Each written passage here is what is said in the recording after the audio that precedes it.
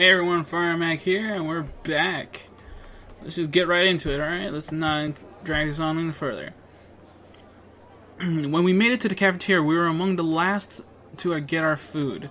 My eyes strayed to Wallet at the hidden block table. He was chatting happily, completely unconcerned with the odd suit he had in his locker. I felt blood rise to my cheeks, and then we locked eyes. I turned away and focused on getting my food. When we had the chance to sit down, I glanced over at the hidden block table and noticed Caddy, Ian, and Wallet watching me. I grabbed Mai and dragged her out of the cafeteria. I was terrible at keeping secrets. It was better just to avoid the situation entirely. That night, I waited until long after Mai fell asleep to get up again. I changed back to my uniform in the darkness, then snuck out of our rooms.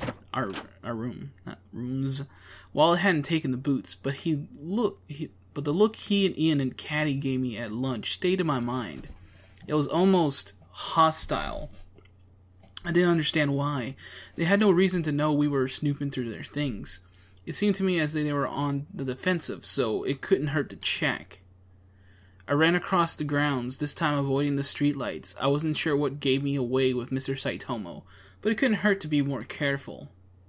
I made it to Poppy Hall and wondered to where Wallet's locker was. Their clubroom should be around here somewhere. If I remember a hidden block, what would I put inside the clubroom to indicate that what was there? What? To indicate that was where we met. Okay, there we go. It was hard. They all had such a different, distinctive personalities. But the loudest of personalities would probably have their way. Just then, I walked past the classroom and something pasted on the windows caught my eye. Well, Caddy has the most dominant. Not dominant, more like the most out there personality out of the hidden block peeps. I tried the door. It was open! I stepped into the room and was immediately hit with the pungent smell of old chicken salad, macaroni cheese, and chips. Good Lord! I couldn't breathe. I struggled to one of the windows and slid it open, gasping in the fresh air. What the hell? Does no one take out the trash in here? I glanced around the room and immediately locked eyes with the face on the wall. Wallet? A giant version of Wallet's face was watching me from the wall next to the door. I shivered. I do not like it in here. Turning away, I caught a note on the blackboard. I'm not taking out the trash anymore. Please learn to do it yourselves. Jeff. Me neither. Love, Caddy. Just below there were a bunch of scribbles that looked like an argument about who could and who could not take care of themselves, with different colors of chalk scribbling out each other's sentences. That explained that. I shook my head and began searching the desk in the room. Most were empty, but... What the hell is a gun doing in here? Slaughter was written in sparkling silver Sharpie on the side. That's Caddy's. I'm going to die in here. I just am. Leaving the desk behind, I crept my way through cabinets at the back of the room. Old candy wrappers, several obscure alternate music CDs, and a set of extremely expensive looking microphones and headphones. An old notebook? I took it out and flipped through the first few pages. Inside were cartoons drawn in thick ink. Nokemon, a pink ball of fluff, anthropomorphized rocks. Okay, the rocks, I'm not sure who's that reference. I'm not sure who that's referencing. I should probably know who, but I'm really not drawing any conclusions here. I really don't know. Hey! These aren't half bad. But nowhere did I see reference to the boots. Sighing, I reached to put the book back in the cabinet, but not before scribbling a small image of my face on one of the pages. They wouldn't suspect me. Why would I out myself by drawing my own face? All this sneaking around was getting to me. I was becoming a rebel, a bad seed. But there was nothing else I found that could possibly lead me to the boots. I closed the window and left the room, sighing with relief when I shut the door. The window might have been open, but that hadn't stopped the smell. How in the world did those boys live like that? No, knowing them, winning the fight was more important than being clean. It was a wonder they were all friends with how much they picked on each other. But then, that was probably the point. So, their lockers must have been right around there, too. I stood on my tiptoes, peeking into the slats on the fronts of the lockers. I couldn't open them without Maya's help, but I could at least see what they had in them. But as I peered through them, I came up empty. PlayStation. Playmaster games, a hamster wheel, space ham. Something called an Ian box. Well, that's obviously Ian's, and a Rulian shield. And that would belong to Youngtown. Their lockers were weird, but there was no sign of the boots. As I headed back to the dorm, my heart sank. It wasn't the Hidden Block Club. Really, that should make me happy. It should be good that they were true friends to the normal Boots guys. But they were my only lead, really. Now I was back to the very beginning. No better off than I was before. I climbed to my room with heavy steps. Excuse me. It was already 1 in the morning. I had no idea how much time passed. I changed into my pajamas and stumbled into bed. Great, how worthless was I?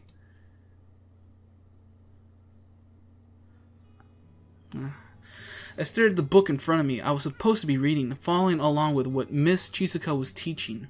Instead, I yawned. The words blurred together in front of me, talking about how a badger made of honey once befriended the 13th cat of the zodiac. What? I had an even hard time getting up this morning. I didn't think it was just a few days of less sleep would affect me so much, but they definitely did. I yawned again. Surely it wouldn't be I couldn't see Strange images swirled in front of me. The boots, the dent in the locker, Satch. Oh, Satch, I was looking at him in the library. This was back when I told him I was going to help him. He was in such a panic. But now that I was looking at it again, I remembered the librarian much more clearly. She was glaring at him so venomously, I could feel the heat from where I stood.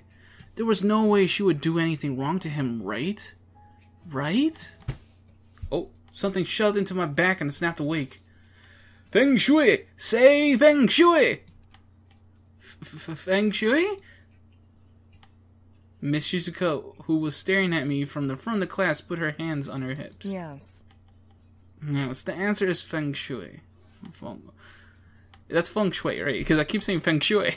Feng Shui! Feng Shui. Yes, the answer is Feng Shui. And what is its purpose? If you place yellow objects at the front of your house, you get more money? And red at the back of the room, people will give you stuff? She's got squinted at me. Well, not incorrect. We're talking about the traditional effects of Feng Shui now, Miss Mizuno. Not the old country superstitions. Please pay better attention. Yes, ma'am. I sat back down and shot a grateful look at She nodded to me, face full of concern. She smiled.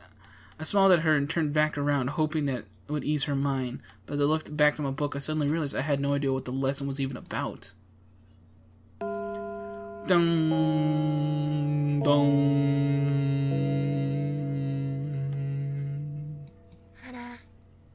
Hana. Hana! What happened? I blinked at her. My eyes felt gooey and slow, like they were glued shut. Class is over. It's time for lunch. What? Already? But did I miss anything? Mai nodded. I sat up and looked around the classroom. Only a few stragglers remained, jotting down final notes. Oh, no. I'm sure you've been really stressed about everything that's happened, but it's not good to fall asleep in class. I know that. It's not like I'm trying to fall asleep. But still, this was not good. The Asagao Academy was a prestigious school. People only got in if they had high academics, lots of money, or were extremely talented in some way. I was none of those things. The scholarship student, I was the way that the school and other students felt better about themselves. If I dragged down the school's image, they'd kick me out without a second thought. I wasn't even sure how I made it in the first place.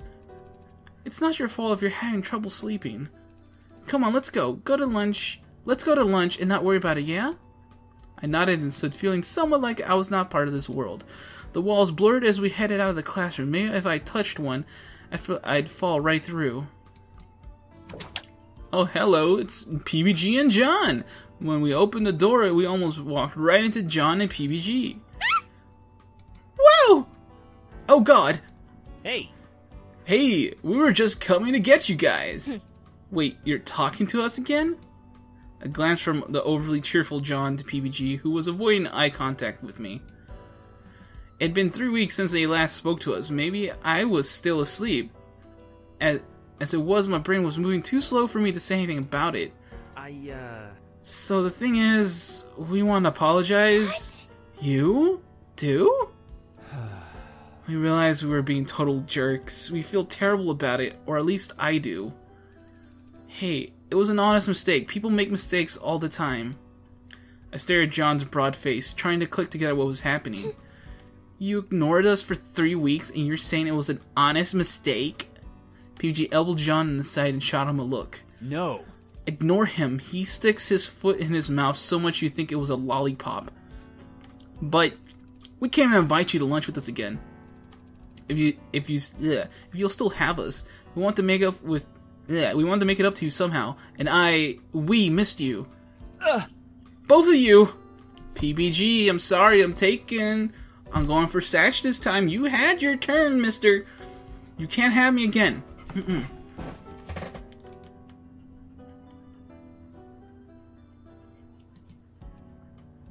I can't believe this. So you're not suspicious anymore?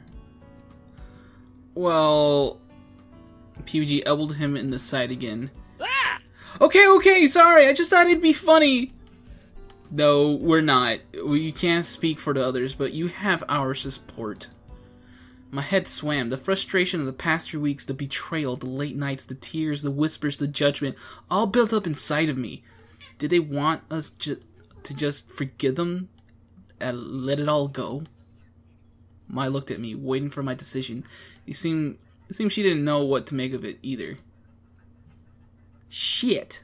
I mean, honestly, it's been 3 weeks. Kinda assholes, but honestly, personally, if it was up to me, keeping up a grudge is kind of pointless. I mean, if they want to make things better, I say let it happen. And plus, it should make the investigation go smoother. So I'm gonna say yeah, I'm sure. Really? Yeah. I blinked furiously, trying to clear my eyes of their tired haze. I guess it never hurts to ask, does it? I guess not. Well, you heard the lady. Mai didn't seem overly comfortable with what was happening, but the decision was made, and she wasn't going to leave me now. I smiled and grabbed her hand, thankful. She grinned at me in return. As we walked to the cafeteria, PBG fell into step behind me. Hey. Are you sure you're okay? I looked at him in surprise. He was searching my face intently. What? Yes, I'm fine. But we were such jerks to you guys. We don't deserve to be forgiven that easily. I laughed lightly, but it came out sounding more like a wheeze. It's no big deal. Life is too short to let things like this affect us for too long, right? I guess. Hana's been losing sleep over it. That's why she looks so dead right now. Excuse me! I'm just speaking the truth. I'm so sorry. PBG looked like a sick, sad puppy. Hey! That just means we have to work even harder to make it up to you, right, PBG? He'd stood on his tiptoes and put an arm around PBG's neck, pulling his head down so it was level with John's. He put his lips to PBG's ear and whispered something into it for quite some time. When PBG was finally released, he seemed more calm. It was your decision to make. Yeah? Am I walking into a trap? It better not be a trap, I swear to God. We finally made it to the cafeteria. After getting our food, we headed for the normal boots table, walking in a straight line like foot soldiers. Satch was sitting at the table too.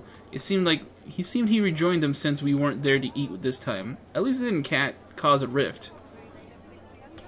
As we approached, Shane popped his head up. No. We didn't even say anything. I'm not eating with those people. You're overruled.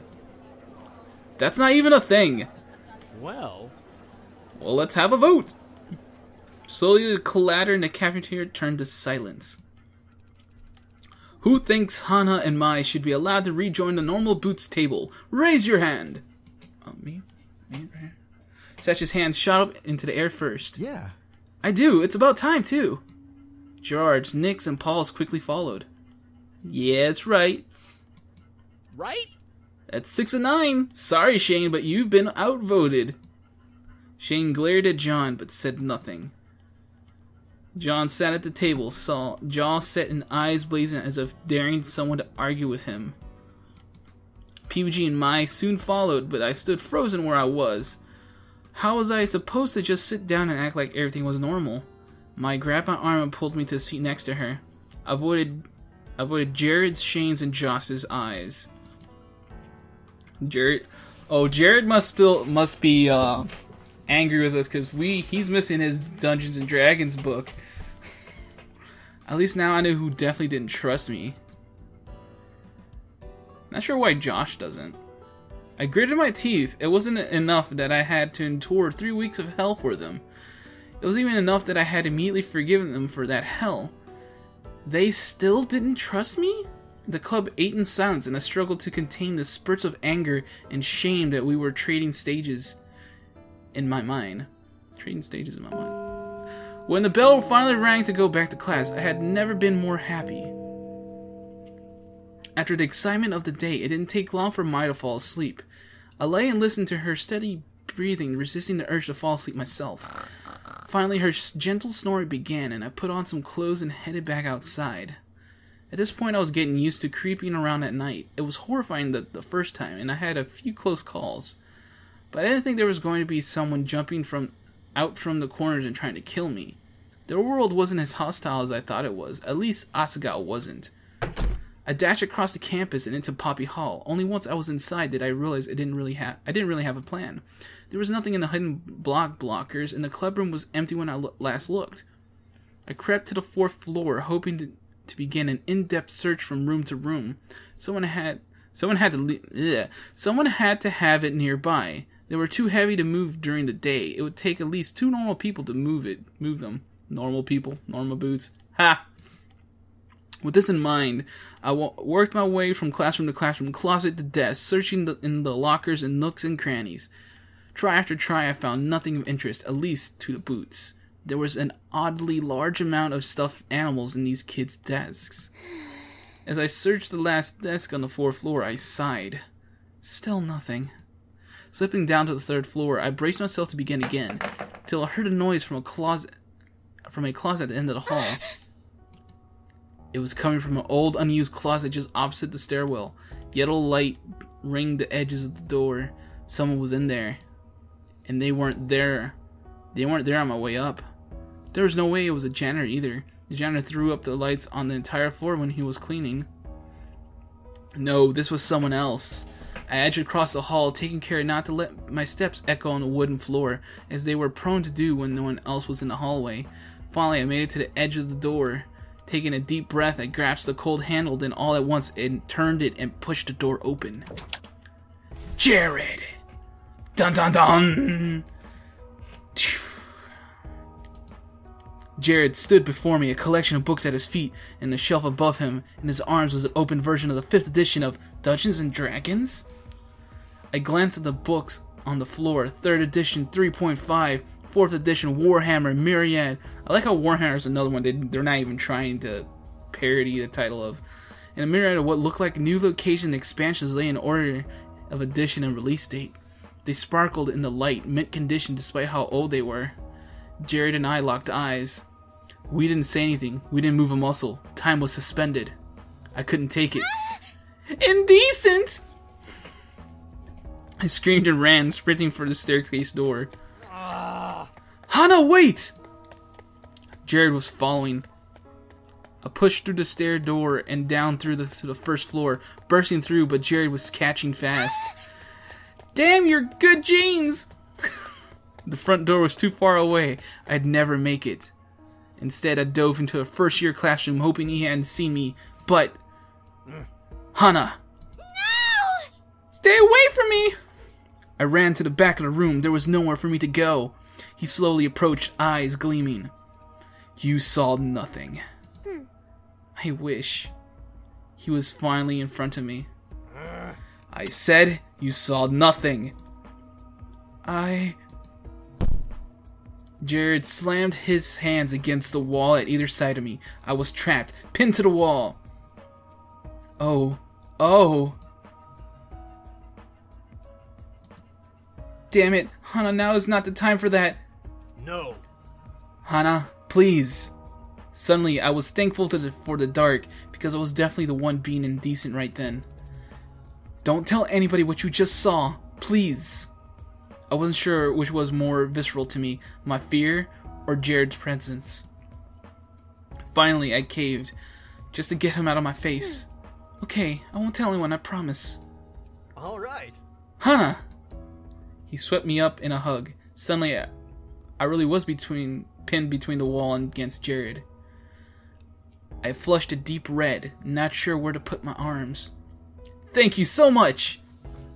I was going to die here. The blood would leave my body, go to my face, and I wouldn't be able to breathe anymore. Goodbye, world. It was nice knowing you. What was that?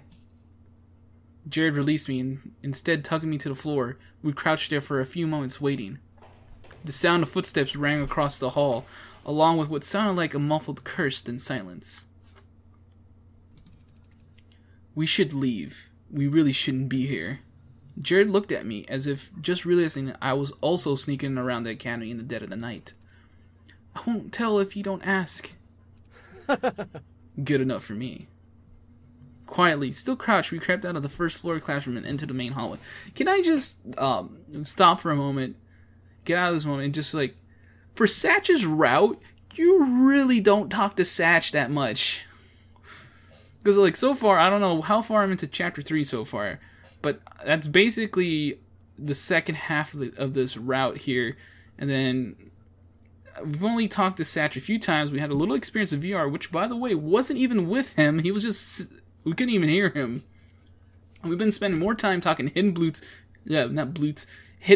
block, hidden block club, and now we're having a moment with Jared. We had a moment with PBG, John. There is a lot of not Satch going on. This route is honestly interesting because Satch is not really playing much of a role here. He's in the background doing his own thing. It's weird for him to not be in the forefront of the route he is supposed to be a part of. I'm really hoping that changes here soon, because that would mean Satch doesn't really get much shine. I'm enjoying this, by the way. I really like what's happening here, but it's really weird that Satch is not in the forefront at all. Okay, let's get back in. Quietly, still crouched, we crept out of the first floor classroom and into the main hallway.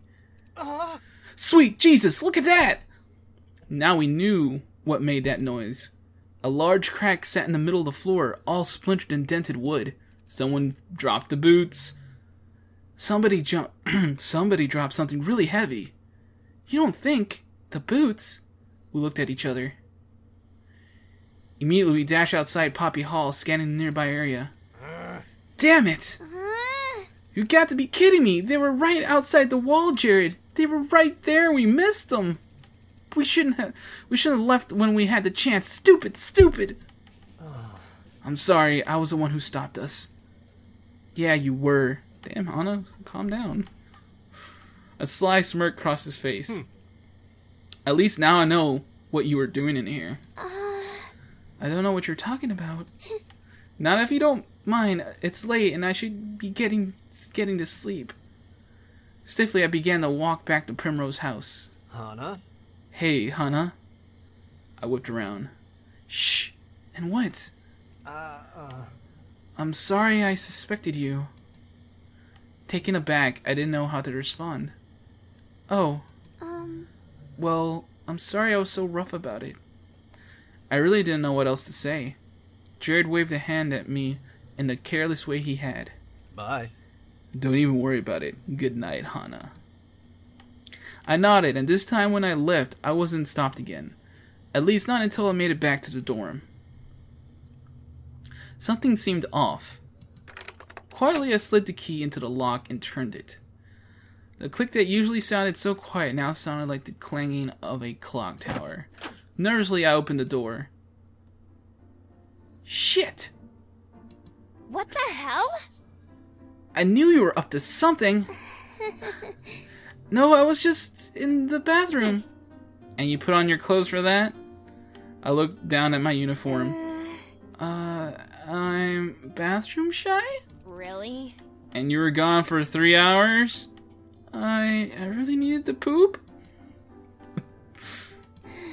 Fine, you got me. Now let me in. So what happened? I wasn't sure what to tell her.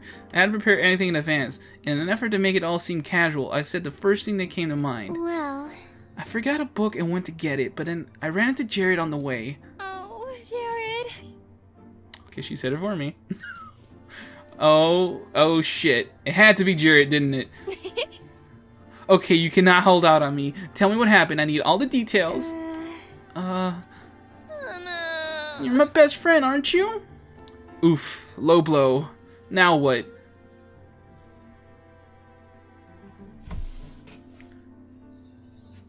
Wait, hold on, okay. Earlier, I made a promise to keep my kleptomania a secret. And now we're going to Jared over here and... This sucks, but I think I'm gonna tell my... Okay. I looked nervously at her shining face. Promise not to tell anyone? Uh-huh. Of course, I promise. I stepped next to her and cupped my hands to whisper into her ear. Jared plays D&D. Hold on. Jared plays D&D. I stepped back waiting for her reaction, but Mai was wide-eyed and frozen. Did I do something wrong? Was D&D really something so bad to play? Maybe I made a mistake in telling... Okay, I don't know. That's so cool! Alright, that's my best attempt at that. I jumped and clasped my hand over Mai's mouth. All up and down the hall, girls screamed, and thumps and bangs echoed from their urgency to wake. Damn it, Mai! As the girls squabbled, I hurriedly changed to my pajamas. I pretended to be bleary-eyed as I peeked out of the door. What's going on? I have registered an abnormality from coming from this location. What? No, I think you must be mistaken. Mistaken? Dear God, she's literally a robot. Kakusu cannot be mistaken. As other girl... Why is she a robot? What the fuck? One of these routes better explore why she's a freaking robot. As the other girls poked their heads out of their rooms, I grabbed Kakusu's arms. Look, nothing happened, alright? I winked at her. I'd register your wink as a sign of secrecy. All is well here. What's going on? Mai saw a mouse. She speaks truthfully. I smiled. After looking carefully from me to Kakusu, to my room past the open dorm door, Mimi sighed. I hate this place. Also, clean your room up. It's a mess. She turned on her heel and went back to her room, seeing that the rest of the girls followed suit. Thanks, Kakusu. Kakusu has her secrets to keep as well. Yeah, definitely. It was literally a freaking robot sound. What the hell? Kakusu nodded, then jerkily walked to her room across the hall. Was it supposed to be a secret or something? Shaking my head, I went back inside. What a jerk. Like, Mimi can talk. Her room's a mess. I'm just glad she didn't put 2 and 2 together. Don't scream like that next time. Next time. You know what I mean. Mai pulled me into a warm hug. Thanks for telling me. Yeah, no problem. Now off to bed with you. You're gonna be so tired when you wake up. You're telling me. It was a hell of a night, but at least now I had a new suspect in mind. Maybe the entirety of Hidden Block hadn't planned anything, but the boots and the books were going missing, and now that there was proof that the boots were stolen by somebody. There was only one person who had reason to throw Satch off his game. His opponent in the tournament. Jimmy. Bum bum bum! So his opponent is Jimmy, which is like nobody I was expecting. So I thought it was going to be Caddy or Wallet, but it turns out it's Jimmy.